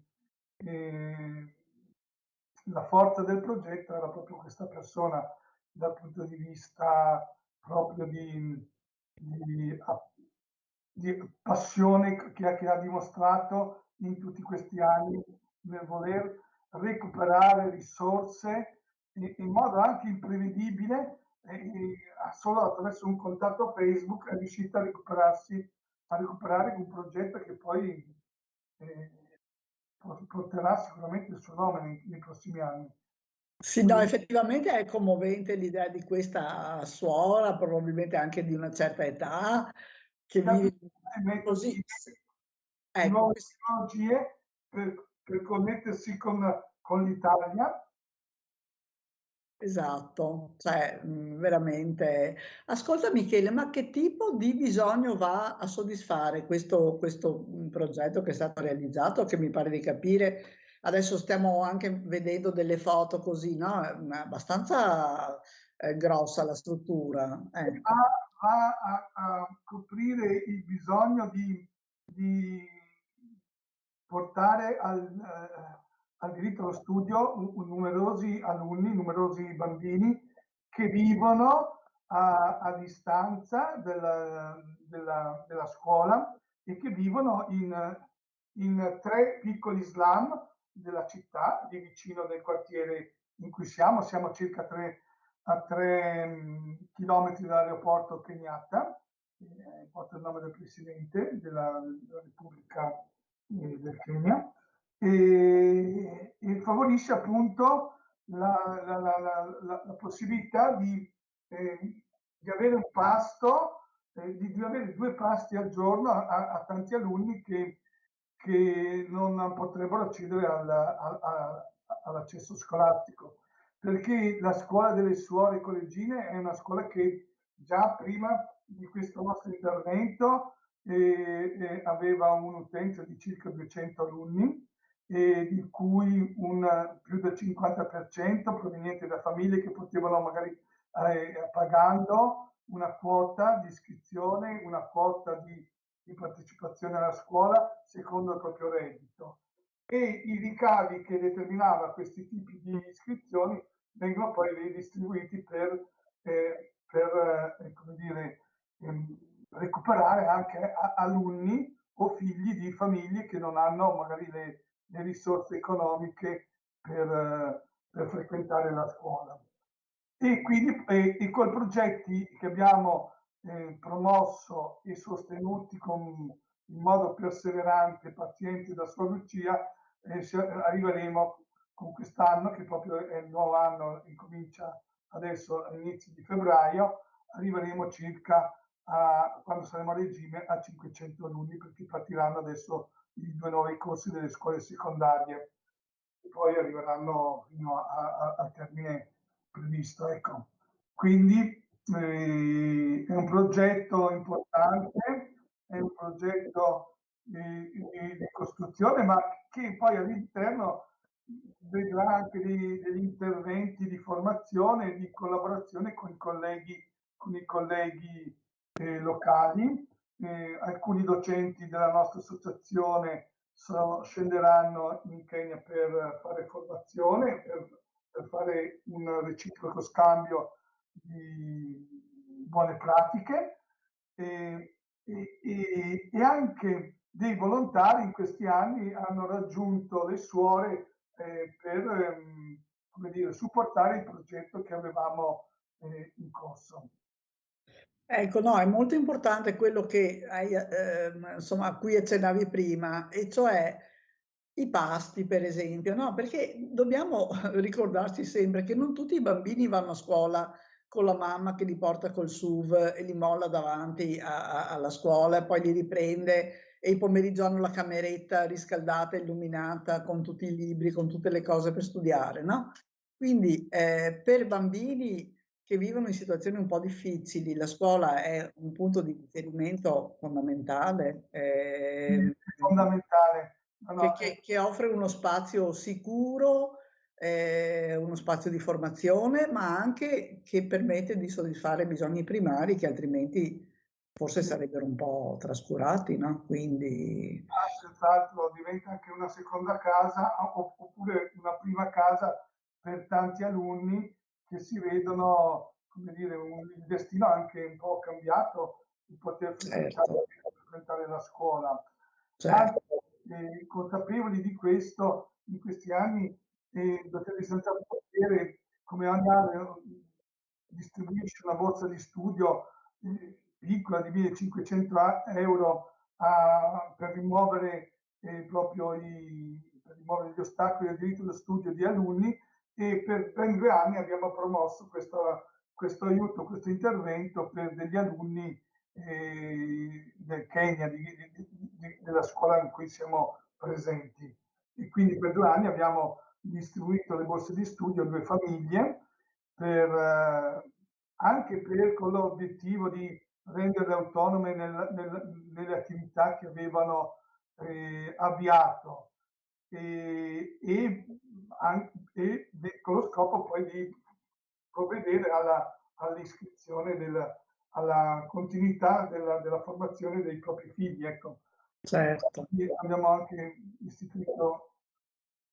Che problemi ci sono stati, Michele, nel realizzare concretamente questo progetto, al di là dei finanziamenti che immagino saranno arrivati un po' alla volta, insomma, ma comunque siete stati bravi e li avete trovati, ecco, ma Sì, ci sono stati problemi tecnici che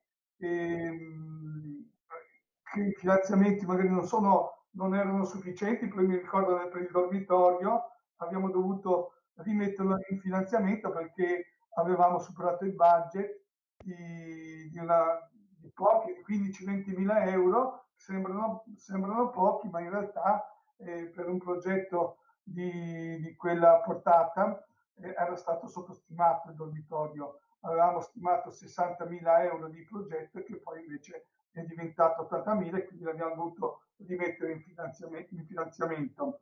E quindi è stato una prima, come dire, un primo monitoraggio, un primo polso di come si deve progettare in quei paesi e di come si deve calcolare bene le risorse che si mettono in gioco.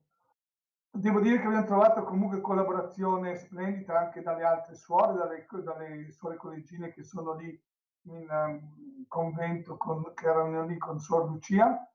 E tra i problemi che abbiamo riscontrato c'è stata la pandemia poi, che ha rinviato, e anche lì per la seconda volta come dire, aumentato i costi di materie prime, aumentato i costi della costruzione, però eravamo un po', come dire, con l'esperienza precedente siamo riusciti a contenere questi aumenti senza doverlo rifinanziare, ma rimodulando e spostando delle percentuali di soldi da settori ad altri, per cui siamo riusciti a terminare gli impianti elettrici, a risparmiare magari più su altre parti, ma poter comunque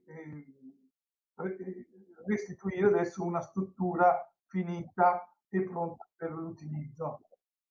Quindi è stato un processo impegnativo, ma credo ampiamente ripagato. Abbiamo visto la foto dei bimbi sorridenti e credo insomma, no, che la soddisfazione sia Sì, enorme.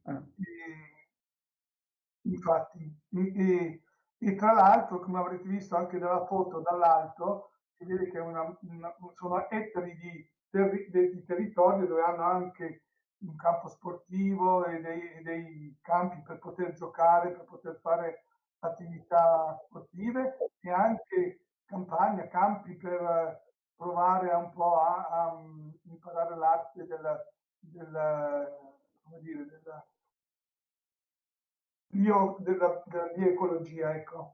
Certo, sì, questo è anche molto importante. Ascolta, quindi ci sarà un'inaugurazione ufficiale a giugno, dicevi?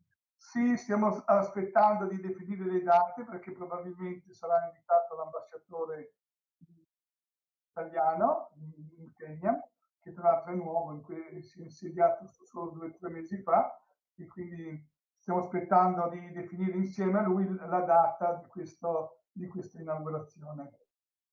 Poi nel progetto in realtà c'era anche l'ambizione di invitare tutte le associazioni ONG italiane che lavorano in Kenya proprio in quell'occasione, e inaugurare il salone per le conferenze, invitando anche tutti i referenti italiani del progetto, dei progetti Ah, che italiani. bello! È una bellissima idea.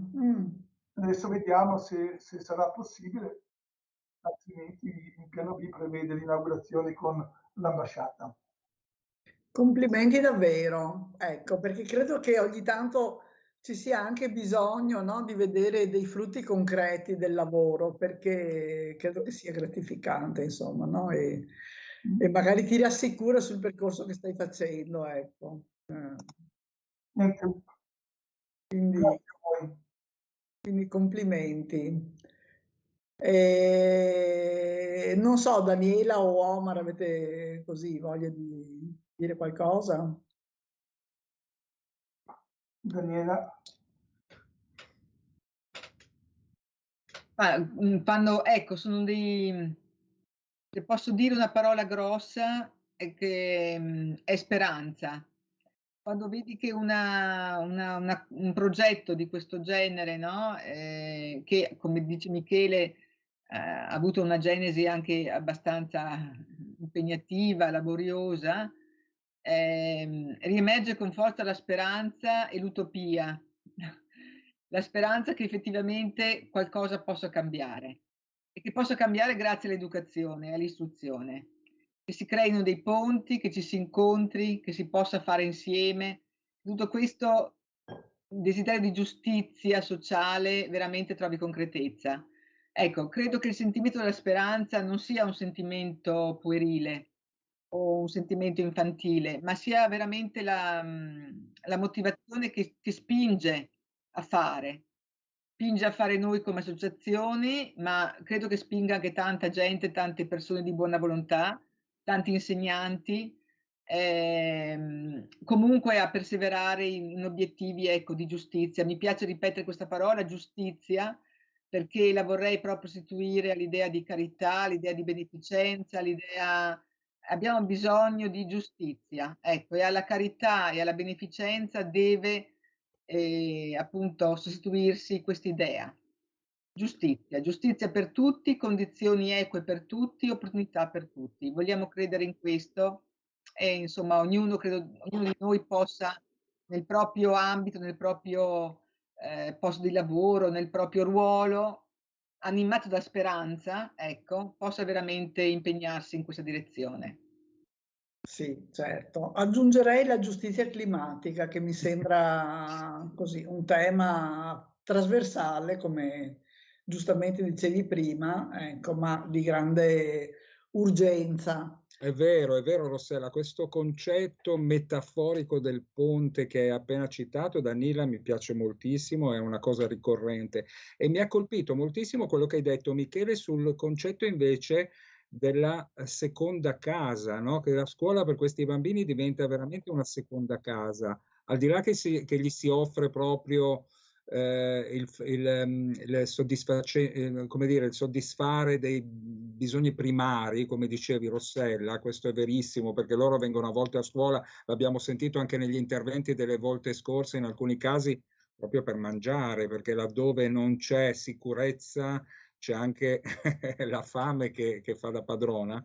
In questi casi raccontavi l'idea, il progetto del dormitorio, quindi di poter ospitare questi ragazzini a portare il loro contributo, ma accogliendoli proprio come in un'altra casa. Questo mi ha molto colpito e mi fa piacere che queste organizzazioni riescono a colpire nel segno raccontando la scuola come casa. Questo è molto bello, quindi dare l'idea della familiarità. Mi piace. Grazie Michele. Sì. Grazie a te. Sì, il dormitorio è stata una chiave di lettura importante per questo progetto, perché favoriva una certa sostenibilità nel portare a scuola poi questi alunni, e quindi Suor Lucia comunque aveva una visione di come voleva costruirsi questo istituto, che adesso si può chiamare proprio istituto, perché raggruppa scuola materna, scuola primaria, scuola secondaria di primo grado e forse poi più avanti anche una scuola superiore. Quindi e siamo contenti appunto perché questo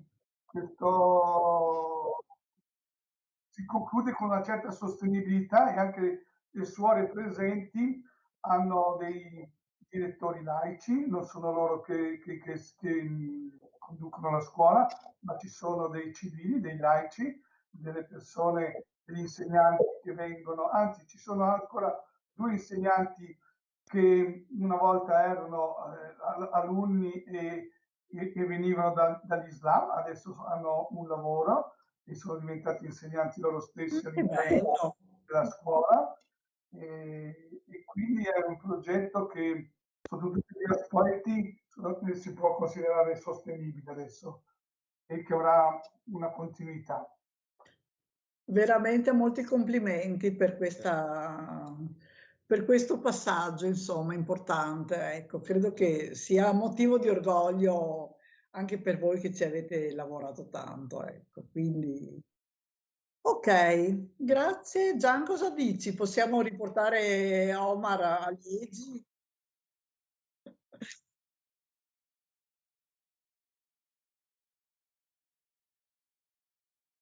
Va bene, ciao a tutti.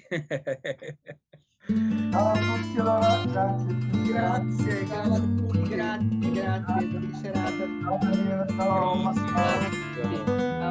A presto ragazzi. È che il vento ha smosso sogni mentre il verso del tuo ego ora ha un'altra direzione, senza sosta rovistare tra ragioni, la ragione di un leggero smarrimento da quel solco che hai scavato sul tuo tempo.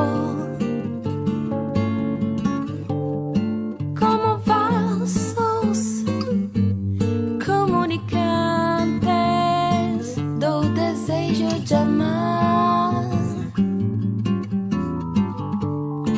Como vasos comunicantes do desejo de amar.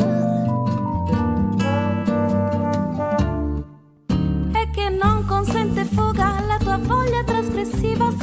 mente sta puntando una nuova direzione. Se distanze tra pareti nell'inganno di un pensiero sono aria che attraversa inesorabile la vita in un respiro, como vasos comunicantes do desejo de amar.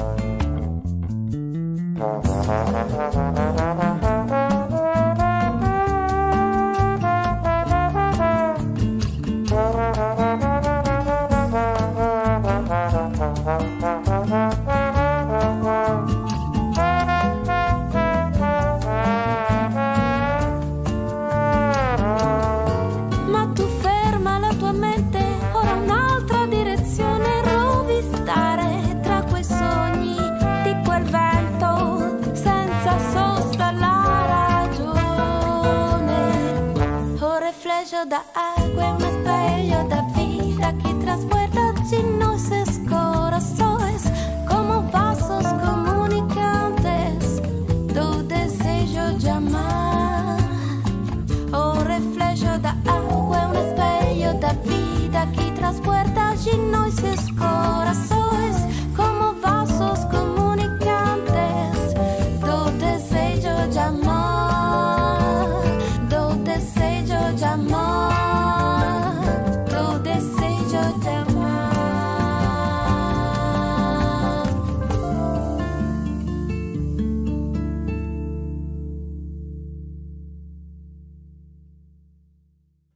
Eccoci qua, buon, siamo ritornati dentro, abbiamo ancora con noi il nostro Omar che non vuole scendere dalla mongolfiera. No, Niente, voglio scendere, niente, adesso gli mi piace, diverto, voglio gli stare su, piace. avevo paura, soffrivo di vertigini, ma con la mongolfiera è tutta un'altra cosa. Sei guarito. Messaggio spettacolare, quindi resto su volentieri ancora un po'. Va a bene. chiacchierare con voi. Rossella, noi la finiamo qua. Va La bene. finiamo La qua. finiamo Come è qua. stata una serata interessante, diversa un po' dalle solite che facciamo. Lunedì prossimo torniamo con i nostri argomenti molto vari, Sì. ecco, che andiamo a spilluzzicare di qua e di là.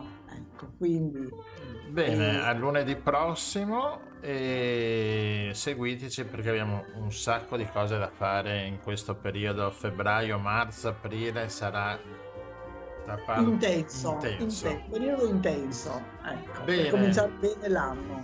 A lunedì Grazie a prossimo, tutti. ciao. Ciao. Ciao a tutti, grazie a voi. Go on, dear, without you. You took the part that once was my heart. So baby, take hold of me.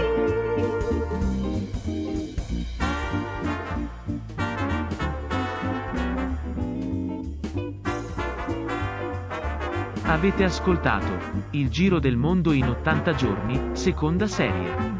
A cura di Radio Nostra. Scritto e condotto da Rossella e Gianluigi. Una produzione dell'associazione La Rete. Musica della sigla finale di CT Bandland. Il programma lo puoi seguire su YouTube, Spotify, Anchor Podcast, Google Podcast, sui social Facebook e Twitter. E sul sito www.radionostra.jimdofri.com. All of me, why not take all of me? Can't you see? I'm not good without you. Take my lips, I want to lose them. Take my arms, I never lose them. Your goodbye left me with eyes that cry. How can I go on, dear? that once was my heart.